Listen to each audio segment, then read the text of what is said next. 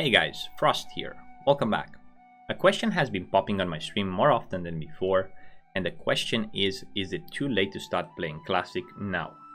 Now I have a fresh experience on my mind as I just reached level 60 on Gehenna's EU with my warrior, a server where I choose to play without my gold from NA. I started fresh on a server that was faction imbalance. I chose to play the less favorable faction, which is Alliance, and I started with no gold and basically no friends.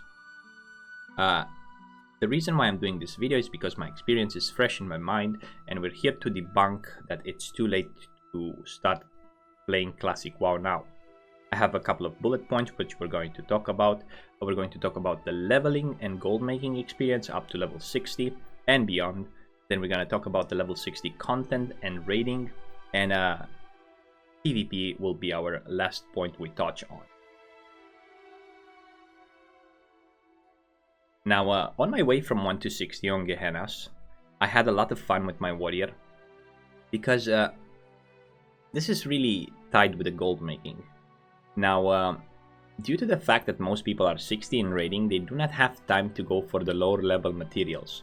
So if you pick professions such as mining or herbalism, you will be able to pick low level herbs such as fade leaf, swift thistle, maybe blindweed. You'll be able to pick iron ore, mithril ore, but most importantly the stones, heavy and solid stones, which will sell for a lot. Up until level 40 I made a couple of hundreds of gold, which allowed me on my warrior to purchase items from the auction house. Now I'm talking about rare items that helped me level. Also, I updated my swords and enchanted them with fiery weapon and crusader and so on. All the way from 1 to 60, I think I spent 1,000 gold just on equipment to have a nicer experience leveling my warrior. Gold making, it's really nice right now, and I would recommend picking at least one of the gathering professions, one of the important ones. Either mining and engineering if you feel like PvPing as you level. You will get ganked a couple of times, but there's no big deal, to be honest. Either you pick both of them, herbalism and mining, or you can even pick skinning, but with skinning you might want to pick leatherworking, so at level 60 you start making like the dragon scale set, the black dragon scale. If you run a lot of UBRS, you'll be able to make gold by doing that. However, once you reach 60, you can then drop one gathering professions if you feel like you have enough money, and pick a secondary profession that you like the most, maybe engineering for PvP, or alchemy, or whatever you feel like you want to use. Right now on my warrior I still keep mining and herbalism because I'm able to make a lot of gold. I just picked 2 black lotus today. I picked up so far 5 since I started leveling, and on my server they sell close to 200 gold. Now moving on to the second point, level 60 and raids. Now, like I said before, even before I reached level 60, I managed to farm 3,000 gold with those 2 professions. It took me about, if I check, I think it took me 8 days played to reach level 60. 8 days and a couple of hours. However, 2 of those days were spent semi-AFK and AFK because I was playing my NA account, looking for rich thoriums and black lotus and other herbs.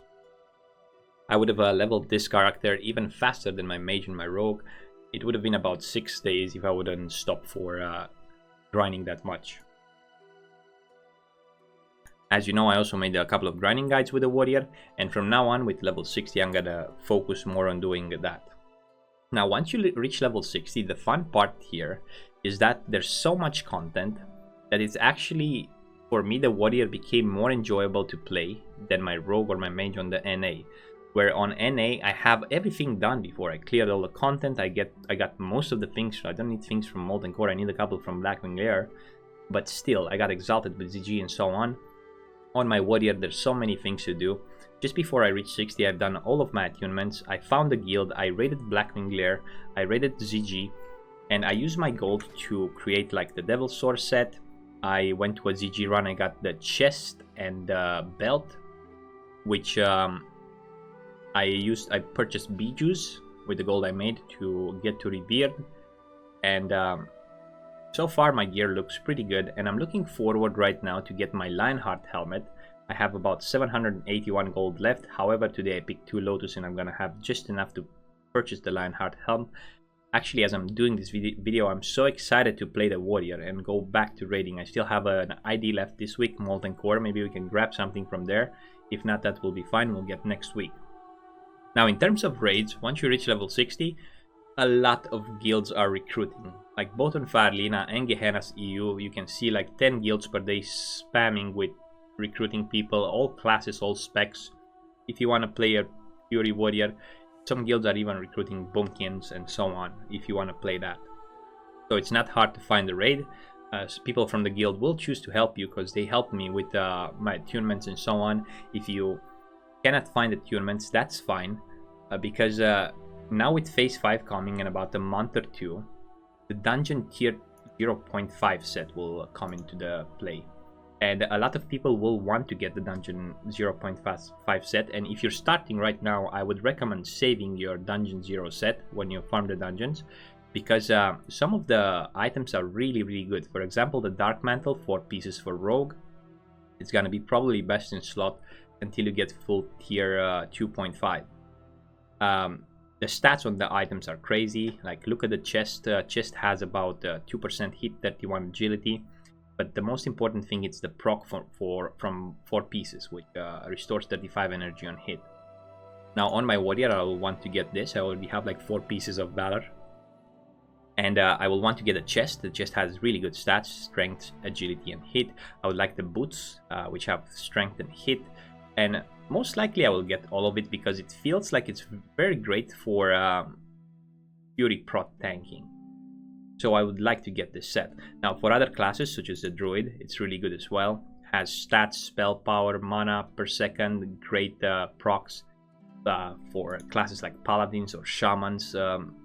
Basically the Soulforged Breastplate, it's a mini tier 2, I would say. And this will get you more grinding possibilities. If you're a Paladin and you're getting this set, it's pretty nice. What this will happen, that this will mean that more people will need to farm their dungeon 0 sets, so more people will start doing dungeons again. So it will be easy for you to find groups with geared people that will basically boost you in dungeons. Now at level 60 there are ZG. Right now ZG is available as a raid. It resets every 3 days, and the loot from here, it's even better in most cases than tier 1 gear. And there's so much for every class. First of all, you have the 5 set which you can get, and every boss, especially Hakar, has some pieces which are really good. Some of them are best in slot. For example, for my mage, the Touch of Chaos is the best wand in game, and the Cloak of Consumption as well. Also, you have 2-handers, daggers, 1-handers, spell blades, and a variety of items that you can get and basically catch up with other people that were playing the game from the beginning. Not even this, but shortly, probably after you reach 60, if you start now, let's say you take it casually, and you might reach 60 even before AQ is released. Now when AQ 20 is released, lots of other new content. AQ 20, it's gonna be another 3-day reset the raid with a lot of great gear. As you can see, the second boss here has a great 2-hand sword. Wish I would have had this on my warrior. 35 strength, 15 agility, 20 stamina. Manslayer of the Kiraji. And if you go to Assyrian the Unscared, just the gear, it's so OP. Look at those leggings, for example, for a caster. 41 spell power, 1% crit. I think those are best in slot actually. Staff of the Ruins, which is basically a great weapon. Crossbows and so on. So basically, once you reach 60, you will have, in my experience and the experience that I'm doing right now with my warrior, I'm having more fun on my warrior than I do on my character that has 40,000 gold on NA and that is fully geared. That's what I'm trying. Unless probably you're PvPing, but we'll get into this shortly. I would recommend joining Classic and experiencing all this beautiful content that is right now in the game and has to come.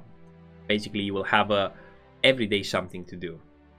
Now let's move on to the last point of the PvP. In terms of PvP, I'll be honest with you, PvP in Classic was not that attractive to me. Unless you're doing like World PvP, maybe PvPing with friends, maybe you have something in mind that you want to do, and that's fine. The problem with PvP is that, for example, if you're Alliance and you're doing Alterac Valley, you're gonna lose 95% of the games. Basically, when I was level 51, I joined the 5 or 10 AVs, and I couldn't even get my Ice Barb Spear, so I had to purchase a Destiny from the auction house to level my warrior. If you can manage to find a guild that does PvP, a PvP-oriented guild, that's great, because getting Exalted with Arathi Basin and Warsong Gulch will bring you a couple of nice pieces of gear. And if you're doing that with a premade, maybe in a Weekend BG, a Weekend 4AV or Warsong Gulch, you'll just manage to get to Exalted with a premade, which is gonna be great because you're gonna catch up with some nice gear. And especially with Phase 5, Phase 5 will add to Warsong Gulch a couple of nice items, such as the Sentinel plate leggings, or, well, for every class there's some really great pair of pants. The bracers are already available, so 2 epics from Warsong Gulch, plus rings that revere the weapons and so on. Arathi Basin, as you know, at Exalted has a staff and a main hand, shoulders, a full set of 3 pieces that are really great for PvP. I would not recommend starting farming for rank 14 right now. That would have been something that you should have started like a long time ago. By the time you will reach rank 14, AQ40 will come. AQ40 has gear that is equivalent to rank 14 or even better. But I would totally recommend doing Warsong Gulch, Arathi Basin, or even Alterac Valley if you feel like doing it, if you enjoy doing it. However, the meta has changed, and I find Alterac Valley, in my opinion, a bit more boring. It's not too late, that's what I'm trying to say. You can catch up. You get a couple of items from Black and Glare, you get a couple of items from the G, maybe a couple of them from reputation farms, and you'll be able to get back into the PvP, whatever you think it's worth, world PvP or dueling or whatever you want. I think this is it, and as I'm making this video right now, I am actually hyped to log back on my warrior and start playing, go get my Lionheart helm, go do some dungeons. I feel like I want to do that, and I'm excited about playing that.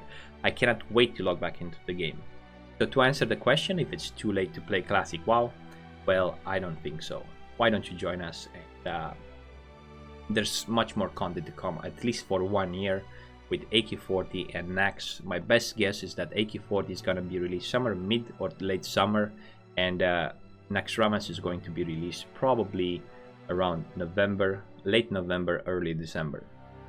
That's about what I have to say about this. Thank you very much for watching. Until next time, stay frosty.